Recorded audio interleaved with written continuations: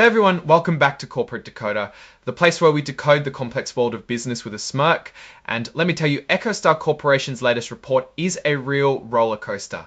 Get ready to dive into some juicy numbers that paint a concerning picture for this satellite and wireless giant, and stick around because we're going to break down exactly what this means for their future and why the FCC might just be their biggest nightmare right now. Before we dive in, if you love getting straight talk on corporate finance, make sure you're subscribed. And hey, if you want to keep the conversation going beyond this video, join our Discord community linked in the description below. It's the place to be for all things corporate.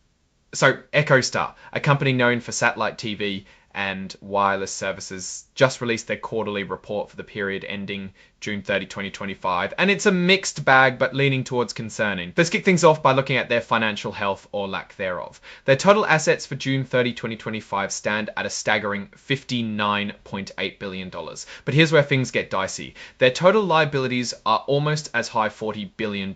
That's a lot of debt. Now let's talk about their actual business performance. For the second quarter of 2025, they reported a revenue of $3.7 billion, which is actually down from last year. But the real gut punch comes from their operating loss. They posted a massive operating loss of $230 million for just this quarter. That's a widening gap between what they're bringing in and what they're spending. And when you look at their stockholders' equity, it's actually a deficit of over $19 billion. This right here, folks, is a big red flag. It means that if you sold all their assets, they still wouldn't have enough to cover all their debts and obligations. Now, cash flow is king, and EchoStar's cash flow statement is not painting a pretty picture. For the first 6 months of 2025, their net cash from operating activities is a measly $21.14 million. But then they spent a whopping $1.8 billion on investing activities, mostly on property and equipment. This means they're burning through cash faster than they're making it from their core business. And here's the kicker. The report explicitly states, and I quote, "We do not currently have the necessary cash on hand and or projected future cash flows or committed financing to fund our obligations for at least 12 months from the issuance of these condensed consolidated financial statements. Substantial doubt exists about our ability to continue as a going concern." Let me translate that for you. They don't have enough money to pay their bills for the next year. That's a serious going concern. Warning. Adding to their troubles is this FCC review.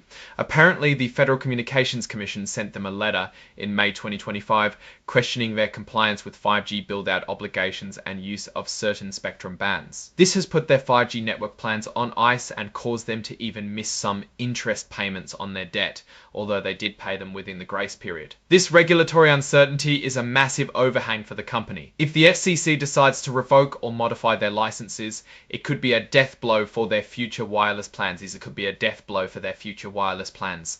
Speaking of their 5G network, they've poured over $30 billion into spectrum licenses alone, plus another $10 billion in capitalized interest. That's a huge investment, and the FCC situation makes it all incredibly risky.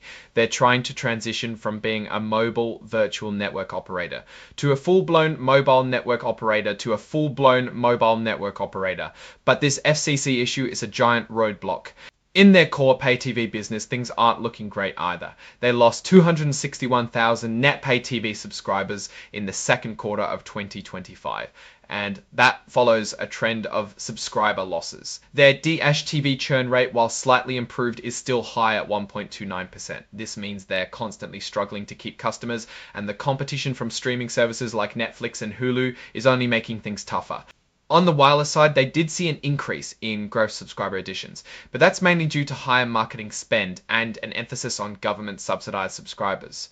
Their wireless APRO, or average revenue per user, is quite low at around $37. And if all that wasn't enough, EchoStar is facing a mountain of legal battles. We're talking about patent infringement lawsuits over features like their AutoHop data breach class actions, and even a tax dispute in India. Many of these lawsuits involve claims for substantial damages, adding another layer of financial risk to an already precarious situation. For example, the ClearPlay lawsuit could lead to significant damages or even an injunction that forces them to alter their products. Now let's circle back to liquidity. Their total cash and investments have dropped significantly, and they have major debt maturities coming up in 2026 that they don't have the cash to cover. They are actively trying to raise more money or restructure their debt, but there's no guarantee they'll succeed. And their free cash flow for the first half of 2025 is negative $911 million. They are spending over $900 million more than they're bringing in from operations and investing in their future. So what's the verdict? EchoStar is in a deep hole. They're burdened by massive debt, losing customers in their traditional business, facing a critical regulatory challenge that could jeopardize their future wireless ventures, and juggling a slew of expensive lawsuits.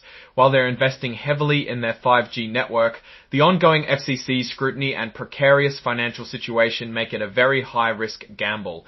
It feels like they're trying to build a castle on shaky ground. Alright, that's our deep dive into EchoStar's latest financial saga. What's your take on these numbers and what they signal for the company's future? Are they going to pull through this? Drop your thoughts in the comments. If this decoding was valuable, smash that like button to let us know and subscribe for more financial dissections. And definitely check out the Discord link in the description to join the conversation. Thanks for watching, and we'll see you next time on Corporate Decoder.